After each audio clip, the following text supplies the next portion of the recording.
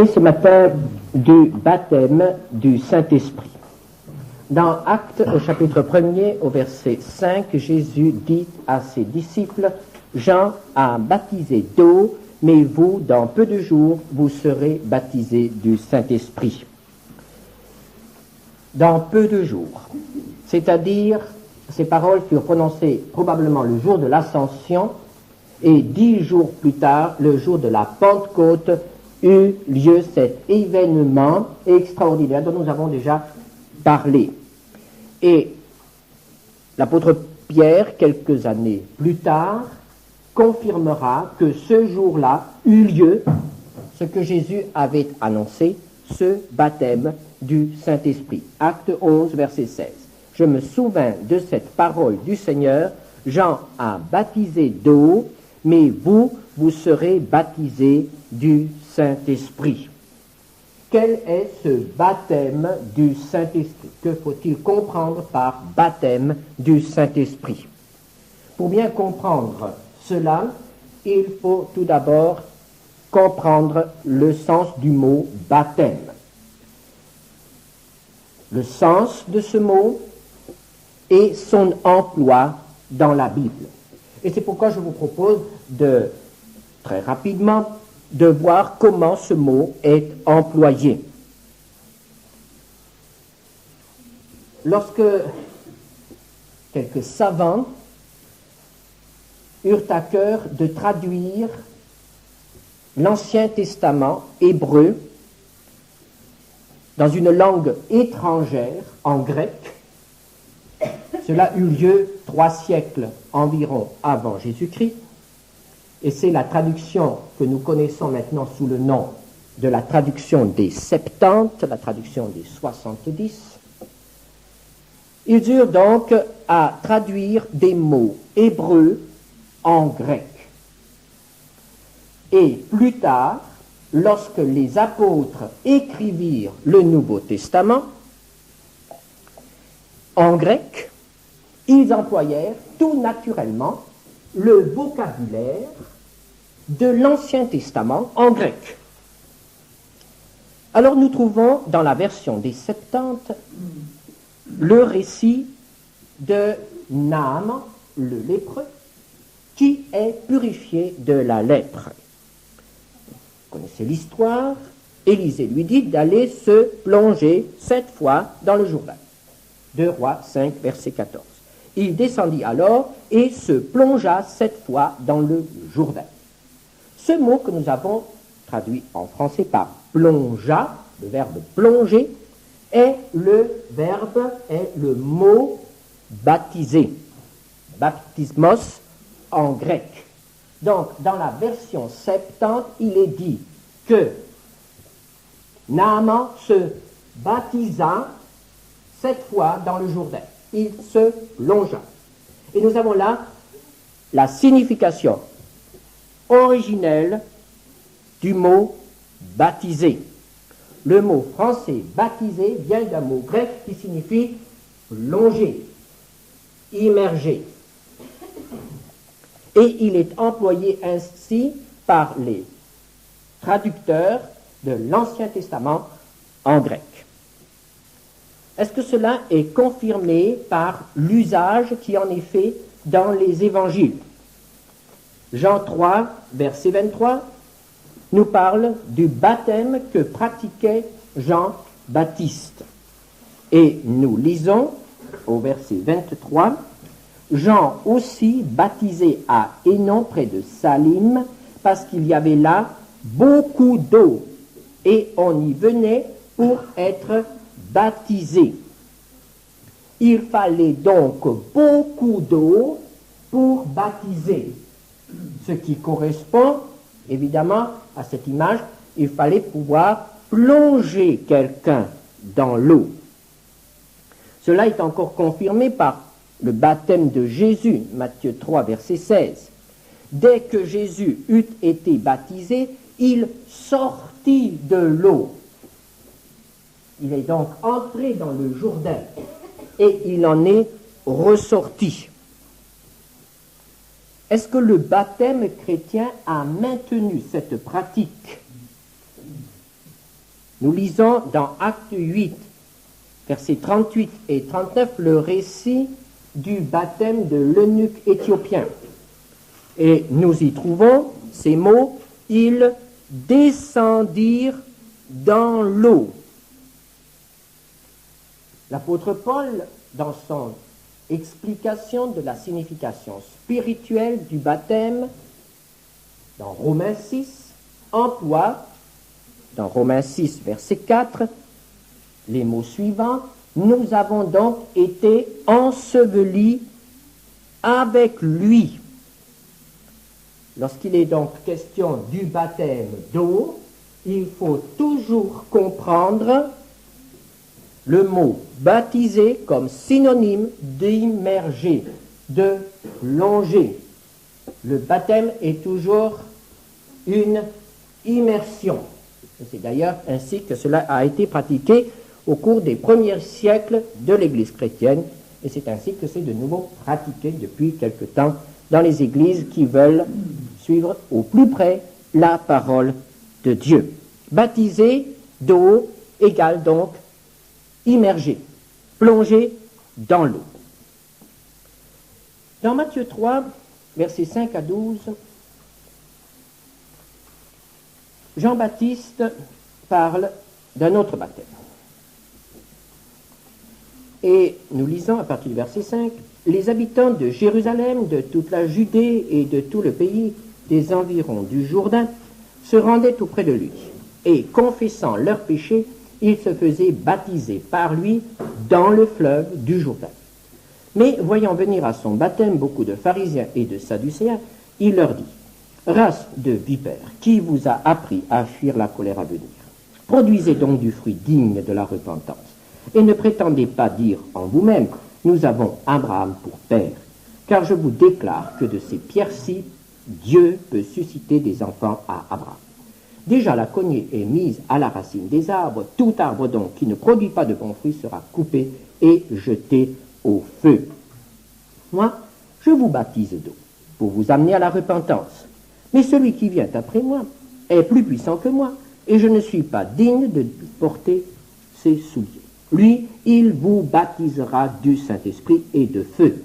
Il a son vent à la main, il nettoiera son air, et il amassera son blé dans le grenier, mais il brûlera la paille dans un feu qui ne s'éteint point. » Il est ici question d'un autre baptême. Il y a le baptême d'eau, et il est question ici du baptême de feu. Quel est ce baptême de feu? Est-ce que dans l'expression baptiser de feu, est-ce que nous devons prendre le mot baptiser, qui veut dire dans le texte originel toujours plonger, est-ce que nous devons le prendre comme synonyme de plonger dans le feu, ou bien, comme cela est suggéré parfois aujourd'hui, comme étant rempli de feu? Est-ce plonger dans le feu, ou est-ce être rempli de feu? En prenant une concordance et en relevant tous les textes où il est question du feu, vous remarquerez que dans une proportion très très importante, le feu est toujours employé comme synonyme de jugement. Le feu du jugement. Est-ce que c'est confirmé par ces textes? Eh bien, essayons de nous imaginer la scène. Jean-Baptiste annonce la parole de Dieu au bord du Jourdain. Et la foule vient à lui. Cette foule est composée de toutes sortes de personnes. Il y a ceux qui vraiment veulent se préparer pour rencontrer le Seigneur, qui sont conscients de leurs péchés, qui veulent être purifiés. Et puis il y a les autres, ceux que Jean-Baptiste va traiter de race de vipères. C'est ça la foule. Il y a les uns et les autres. Alors, quand est-ce que Jean-Baptiste annonce le baptême du feu? Mais il l'annonce après avoir sévèrement repris ces pharisiens qui ne produisaient pas du fruit de la repentance. Quand est-ce que Jean-Baptiste parle de feu? Qu'est-ce qui va être jeté dans le feu? Au verset 10, tout arbre qui ne produit pas de bons fruits sera coupé et jeté au feu. Au verset 12, qu'est-ce qui sera jeté au feu? Il amassera dans le blé, dans le grenier, son blé, et verset 12, et il brûlera la paille dans un feu. Il y a donc là un tri. Le blé va dans le grenier et la paille va au feu. Il ne va pas traiter le blé comme il traite la paille. Le feu est pour l'arbre qui ne porte pas de fruits, et le feu est pour la paille qui ne peut pas aller dans le grenier. Les auditeurs de ce discours étaient la foule, l'ensemble, les habitants de Jérusalem, chapitre 3, verset 5, et les pharisiens, chapitre 3, verset 16. Prenons un autre texte des évangiles qui retrace à peu près la même scène. Luc 3, verset 16. Là, il est de nouveau question de ce discours à la foule, et au verset 16, il leur dit à tous, moi je vous baptise d'eau, mais il vient celui qui est plus puissant que moi, et je ne suis pas digne de délier la courroie de ses souliers. Lui, il vous baptisera du Saint-Esprit et de son feu. Et tout de suite après, il continue avec cette image du blé et de la paille. À tous. Prenons un autre texte. Marc 1, verset 8. De nouveau, une scène identique. Mais nous allons remarquer un détail. Marc 1, verset 8. Moi, je vous ai baptisé d'eau. Il s'adresse à qui? À ceux qui se sont repentis. N'est-ce pas? Il s'adresse à ceux qui ont accepté le baptême. Et que dit-il? Lui, il vous baptisera du Saint-Esprit. Et qu'est-ce qui manque? Le baptême de feu. Ceux qui ont été baptisés par Jean-Baptiste du baptême d'eau ne seront baptisés que du Saint-Esprit plus tard. Et ils ne seront pas baptisés du feu. Parce que le feu est un jugement. Jésus n'a jamais parlé du baptême du feu à ses disciples. Quand il citait les paroles de Jean-Baptiste, il se limitait au baptême du Saint-Esprit. Mais il ne parlait pas du baptême du feu. Vous me direz, oui, mais quand même Jésus a dit, dans Marc 9, 49, « Tout homme sera salé de feu ». Dans quel contexte? De nouveau, un contexte de jugement, après avoir parlé de la géhenne. Le feu est toujours en rapport avec le jugement. Le baptême de feu n'est donc pas un baptême de puissance, mais c'est un jugement. C'est pourquoi, lorsque nous chantons par exemple un cantique, qui est très beau par ailleurs, où il est dit « Et baptise-nous de feu », nous ne savons pas ce que nous demandons. Nous ne savons pas ce que nous demandons. Dans la Bible, il n'est pas jamais dit que le feu en nous est une puissance. Le cœur de l'homme n'est pas un moteur. Lorsque nous lisons que certains hommes sentaient un feu en eux, c'est ou bien une souffrance, comme Jérémie, qui n'avait plus envie de parler, mais qui a dû parler. Ou bien alors c'est une souffrance due à la présence du péché. Mais le feu n'est pas puissance. Baptême de feu n'est pas égal à baptême de puissance. Ce sont de mauvaises interprétations.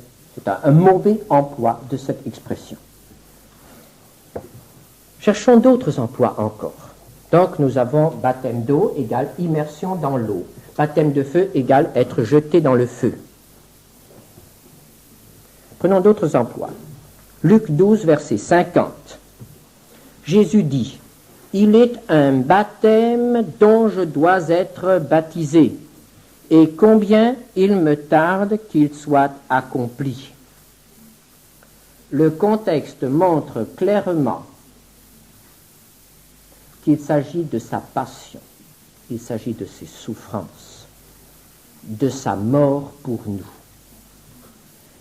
Jésus emploie donc le mot baptême ici, toujours dans le même sens de plonger. Il va être plongé dans d'horribles souffrances physiques, morales, spirituelles. Jeté dans ces souffrances. Et Jésus avait un désir, que cela arrive vite, pour que ce soit vite terminé. L'apôtre Paul emploie encore une fois le mot baptême, baptisé, dans 1 Corinthiens 10, versets 1 à 4. Il emploie cela en rapport avec les Hébreux. Frères, je ne veux pas que vous ignoriez que nos pères ont tous été sous la nuée, c'est la gloire de l'Éternel, qu'ils ont tous passé au travers de la mer Rouge, qu'ils ont tous été baptisés en Moïse, dans la nuée et dans la mer, qu'ils ont tous mangé le même aliment spirituel et qu'ils ont tous bu le même breuvage spirituel, car ils buvaient à un rocher spirituel qui les suivait, et ce rocher était Christ. L'apôtre Paul dit que le peuple hébreu a connu quelque chose comme le baptême. Et c'est cette extraordinaire expérience du passage de la mer Rouge. Ils ont passé à travers. Ils ont été là, entre des murailles d'eau. Et ils ont passé d'un pays à un autre, d'un lieu à un autre, de la condition d'esclave à la condition d'homme libre, de la condition d'un peuple inorganisé à la condition d'un peuple qui va s'organiser. Quel a donc été ce baptême dans la nuée et ce baptême dans l'eau? Le baptême dans la nuée, nous comprenons très bien que c'était cette image de la gloire de l'Éternel qui était là sur le peuple jour et nuit. Le jour, une colonne de fumée, et la nuit, une colonne de feu. Quel était donc le sens de ce baptême? Il s'agissait de faire de ce peuple un peuple nouveau. Après ce baptême, Israël était un peuple. Un peu plus loin, chapitre où l'apôtre Pierre emploie ce mot dans un autre contexte. 1 Pierre 3, versets 20 à 21. Il parle de la génération du déluge.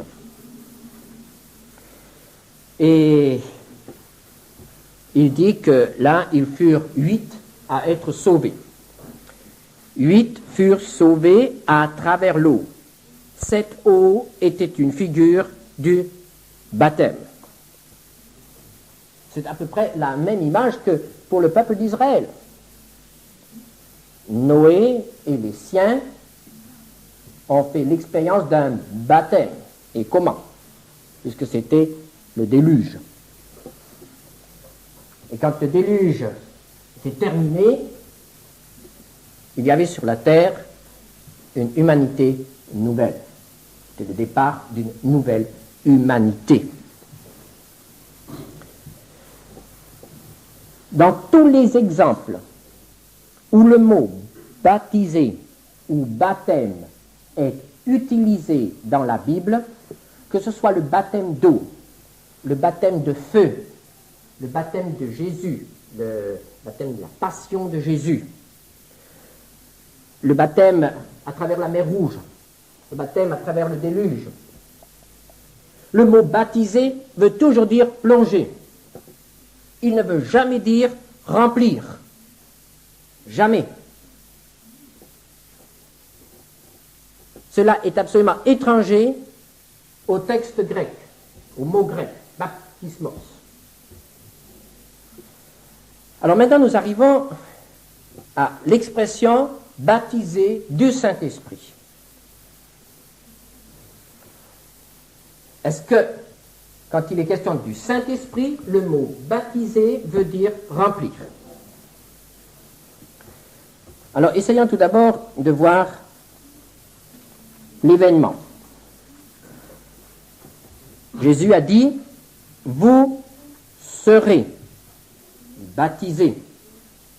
Et il répète ainsi, il confirme ainsi ce que Jean-Baptiste annonçait. Moi, je vous baptise d'eau, mais le Messie vous baptisera de son esprit. Acte 1,5, dans peu de jours, c'est-à-dire 10 jours. Et cela a eu lieu le jour de la Pentecôte. Nous pouvons dire que le baptême du Saint-Esprit des disciples et des apôtres a eu lieu au moment de la Pentecôte. Mais est-ce que la Pentecôte, c'est seulement le baptême du Saint-Esprit des apôtres? Certainement pas. Puisque la Pentecôte, comme d'autres événements, par exemple comme la crucifixion de Jésus, comportent tellement d'aspects différents. Il s'est passé tellement de choses le jour de la crucifixion de Jésus. Par exemple, nos péchés ont été portés par Jésus. Dieu et les hommes ont été réconciliés. La mort a été vaincue. Satan a été vaincu. Et on peut dresser toute une liste des choses qui se sont passées au moment de la crucifixion de Jésus. Et il en est de même de la Pentecôte. Il s'est passé beaucoup de choses au moment de la Pentecôte. Et nous avons vu la dernière fois qu'au moment de la Pentecôte, l'Église est née.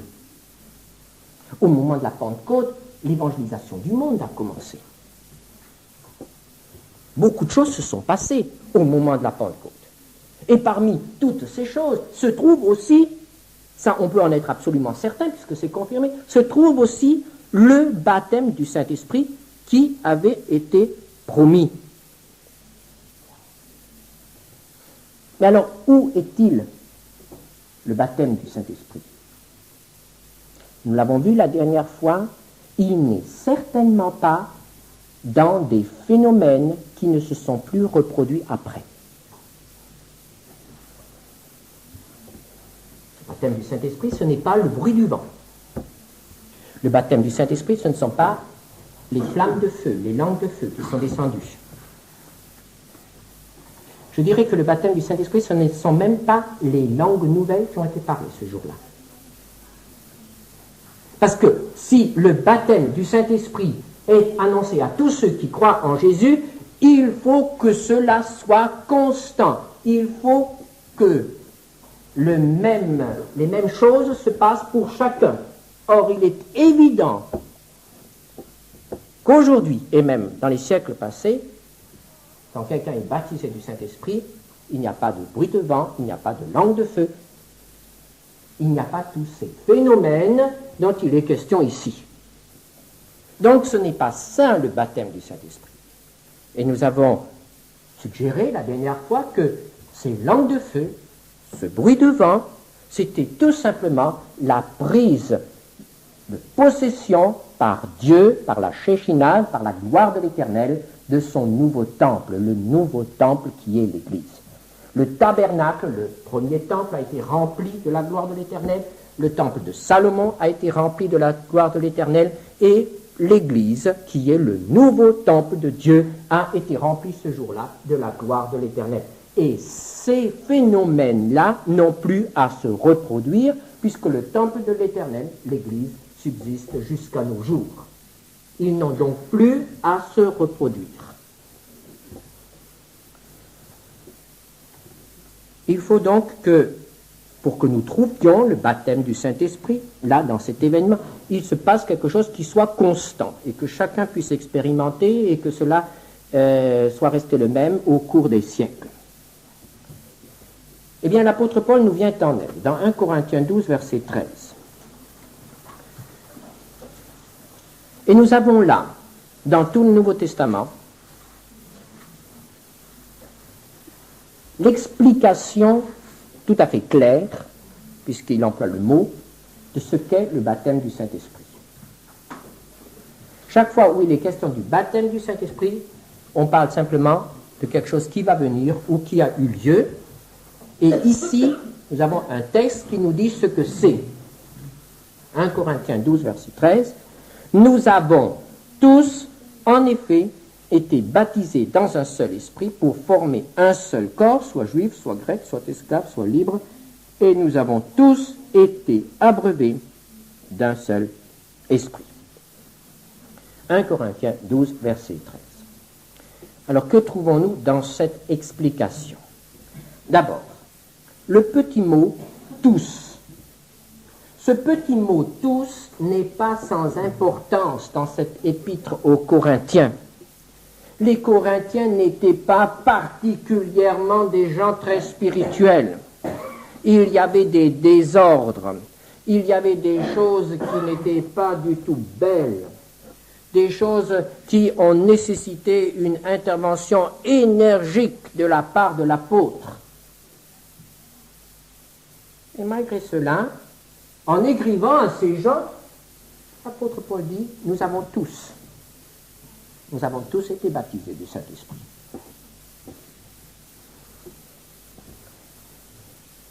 Alors, nous pouvons donc conclure que le baptême du Saint-Esprit n'est pas une expérience réservée à une élite, à quelques-uns qui sont particulièrement sanctifiés, quelques-uns qui sont particulièrement fidèles aux Écritures, qui sont particulièrement obéissants au Seigneur. Le baptême du Saint-Esprit ne fait pas de quelques-uns une élite, puisque là, ils sont tous baptisés. Et on peut vraiment dire qu'il ne s'agissait pas d'une élite. Et ensuite, nous avons tous été baptisés dans un seul esprit. Et nous avons là une confirmation éclatante que le verbe baptiser est employé comme partout ailleurs, comme équivalent du verbe plonger. Vous voyez, il est dit baptisé dans. On est plongé dans l'esprit. On rentre. Quel est le but du baptême du Saint-Esprit? Pour former un seul corps. Il n'est pas dit ici pour être des spirituels, pour être une élite. Non. Il n'est même pas dit ici pour servir Dieu avec puissance. Non plus. Le but du baptême du Saint-Esprit est de prendre différentes personnes et d'en faire un seul corps. De prendre des individus et d'en former un ensemble. L'ensemble de ceux qui ont été baptisés. L'ensemble de ceux qui ont été rachetés. Et cet ensemble porte un nom, c'est l'Église. Et c'est pourquoi, le jour de la Pentecôte, l'Église est née. L'Église naît au moment où quelques-uns ont été baptisés du Saint-Esprit. Ces quelques individus ont formé un corps. C'est le début, c'est la naissance de l'Église.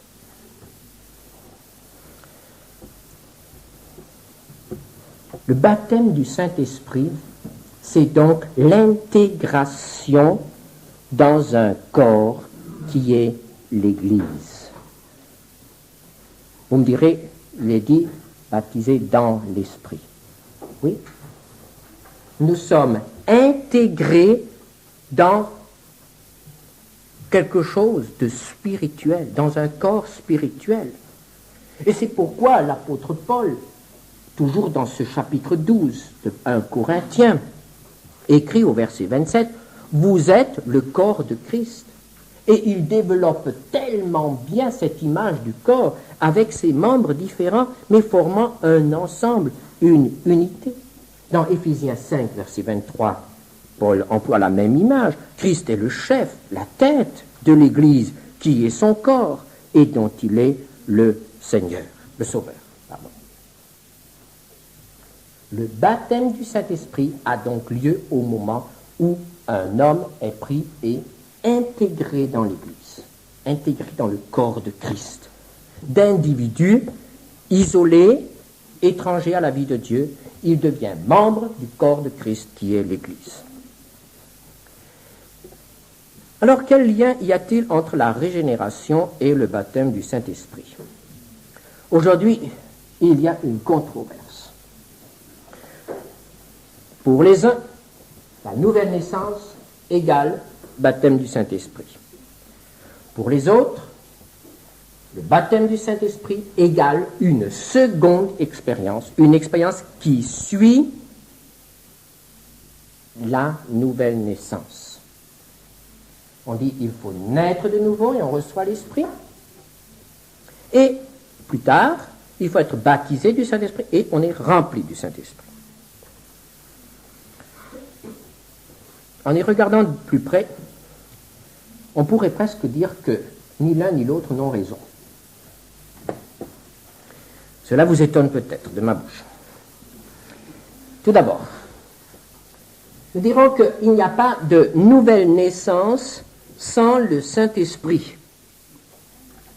Le Seigneur Jésus a dit dans Jean 3, lorsqu'il a parlé de la nouvelle naissance à Nicodème, il a dit que c'était une naissance de l'Esprit. Jean 3, versets 5 à 8.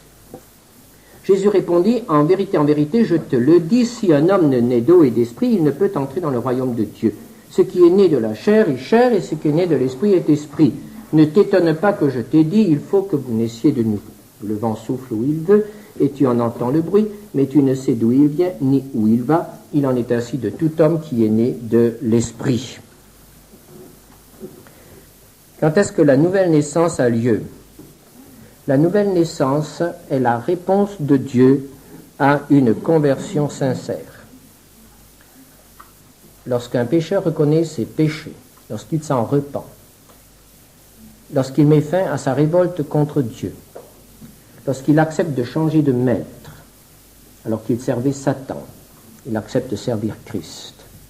Lorsqu'il accepte que Jésus de Nazareth est vraiment ce qu'il a affirmé être, le Fils de Dieu devenu homme pour être sauveur et Seigneur des hommes. Lorsque cet homme accepte ce Jésus de Nazareth comme son sauveur et Seigneur, lorsqu'il accepte sincèrement, lorsqu'il accepte de tout son cœur et définitivement et sans restriction, et cela Dieu seul est juge, à ce moment-là, Dieu répond à ce don de l'homme par un autre don, par son propre don. Il lui donne son Fils, l'esprit de son Fils. Et à ce moment-là, cet homme devient une nouvelle créature. Il prend un nouveau départ. Il est adopté par Dieu. Et par l'Esprit de Dieu, il devient enfant de Dieu. La conversion, c'est la part de l'homme. La nouvelle naissance, c'est la part de Dieu. C'est ce que Dieu fait en réponse à ce que l'homme a fait, à cet acte de bonne volonté de l'homme. Il n'y a pas de nouvelle naissance sans le Saint-Esprit, puisque Jésus précise bien qu'il s'agit d'une naissance de l'Esprit. Donc le Saint-Esprit est donné au moment de la nouvelle naissance. Et que se passe-t-il alors? Alors se passe le baptême du Saint-Esprit. Et le baptême du Saint-Esprit, c'est l'intégration de cet homme qui vient de naître à la vie de l'Esprit à l'ensemble de ceux qui ont déjà fait cette expérience. Il devient membre du corps de Christ. Alors si vous voulez, on peut proposer cela. La nouvelle naissance fait de moi un homme nouveau et le baptême du Saint-Esprit fait de moi un membre du corps de Christ. Mais, je dirais, il n'y a pas de séparation dans le temps. Tout cela se fait au même moment.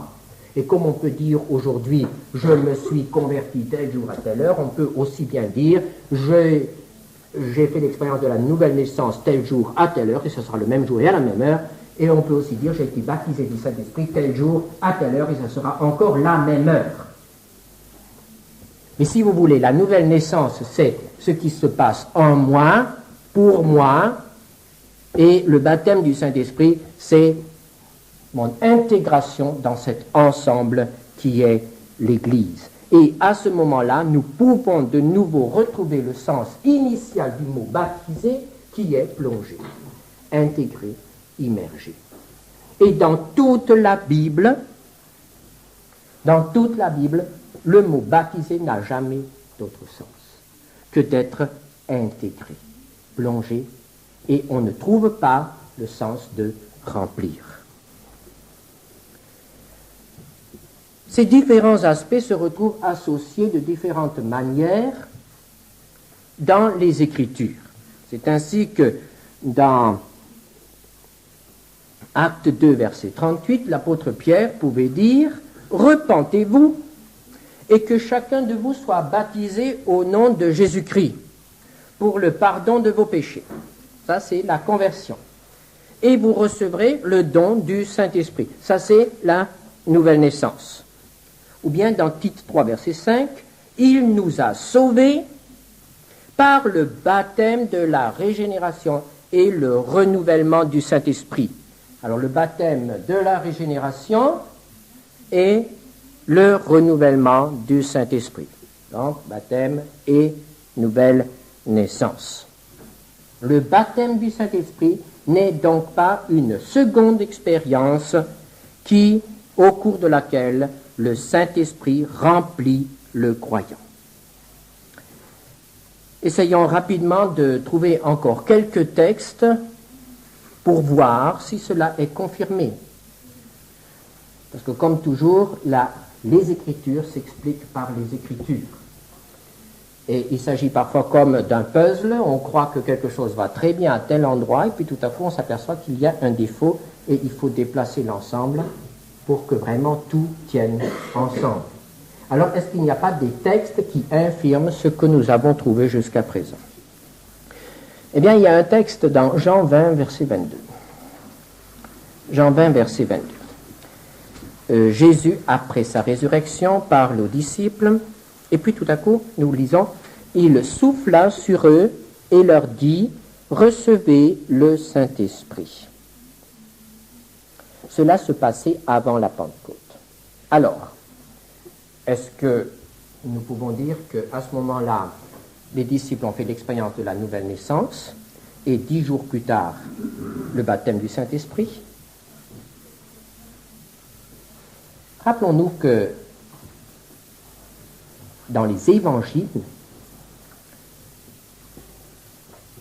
la manière d'agir du Saint-Esprit est une manière intermédiaire entre l'Ancien Testament, l'Ancienne Alliance, où le Saint-Esprit était donné à quelques-uns pour des tâches précises, et la Nouvelle Alliance, où le Saint-Esprit est donné à tous ceux qui acceptent Christ comme leur sauveur.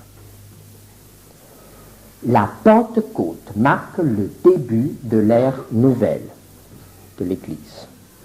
Nous pouvons donc considérer que ce don du Saint-Esprit, parce que moi je crois que le Seigneur leur a réellement donné le Saint-Esprit, parce que certains disent, oui, Jésus n'a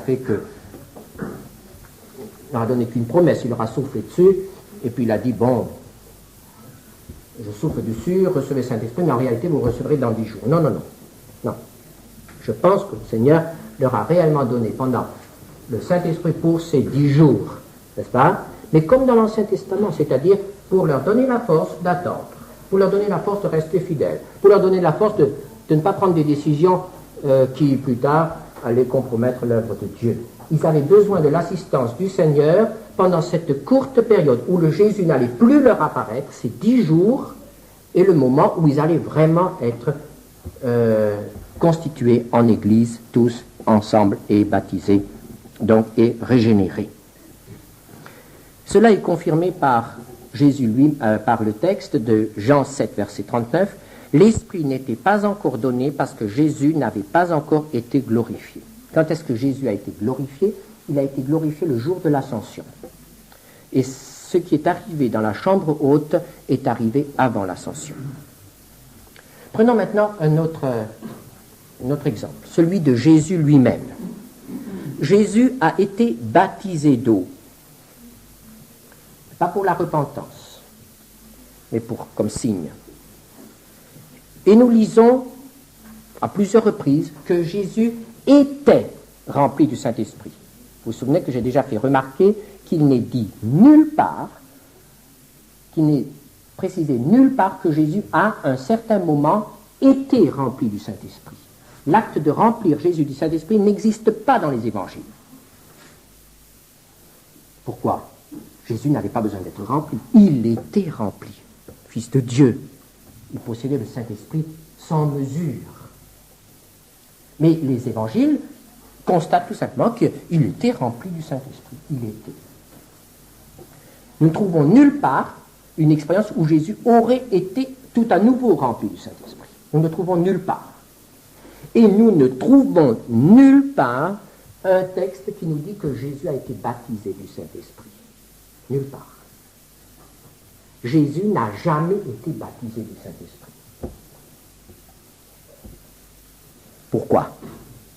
Et parce qu'il n'a pas besoin d'être intégré dans le corps qui est l'Église. Il est le chef de l'Église. Et le baptême du Saint-Esprit consiste à nous intégrer à lui. Et lui n'avait pas besoin d'être intégré à quelque chose, puisque le baptême du Saint-Esprit nous intègre à lui. Prenons encore d'autres textes. Nous trouvons dans les évangiles et dans les épîtres des ordres très précis. Par exemple, dans Acte 2, verset 38, « Repentez-vous ». Dans Acte 3, 19, « Convertissez-vous ». Dans Acte 2, 38, « Que chacun de vous soit baptisé ». Dans Éphésiens 5, 18, « Soyez remplis de l'Esprit ». Ce sont là des ordres. L'homme doit se repentir. L'homme a sa part dans la conversion. L'homme a sa part dans le baptême. Et il a sa part aussi dans ce que nous pourrions appeler la plénitude du Saint-Esprit. Nous n'en parlons pas aujourd'hui, nous en parlerons une autre fois. Ce sont des ordres. Ce que l'homme doit faire et peut faire. Et vous ne trouverez nulle part l'ordre « Soyez baptisés du Saint-Esprit ». Nulle part. Pourquoi? C'est parce que l'homme ne peut pas le faire, ça. L'homme peut se convertir, et Dieu le régénère, et Dieu le baptise, l'intègre dans le corps. Et c'est pourquoi dire à quelqu'un « sois baptisé du Saint-Esprit », c'est quelque chose qui n'est pas biblique. Ça n'existe pas. Vous ne trouverez cet ordre nulle part. Bien des problèmes disparaîtraient dans l'Église si on lisait simplement la Bible en respectant ce qui est écrit et en ne mettant pas des significations, des interprétations derrière des mots qu'il faut prendre tels qu'ils sont, et on s'aperçoit tout à coup que tout concorde. Le baptême du Saint-Esprit n'est rien d'autre que l'intégration de celui qui vient d'être régénéré par l'Esprit dans le corps de Christ qui est l'Église. La nouvelle naissance, c'est le début d'une vie nouvelle. Le baptême du Saint-Esprit, c'est l'expérience que nous ne sommes pas seuls. mais qu'il y en a beaucoup d'autres avec nous, et que tous ensemble nous sommes en Christ. Alors, le Seigneur veut nous aider à comprendre ces choses, et il veut surtout nous donner la joie de pouvoir lui dire, oui Seigneur, merci parce que tu m'as régénéré, et merci parce que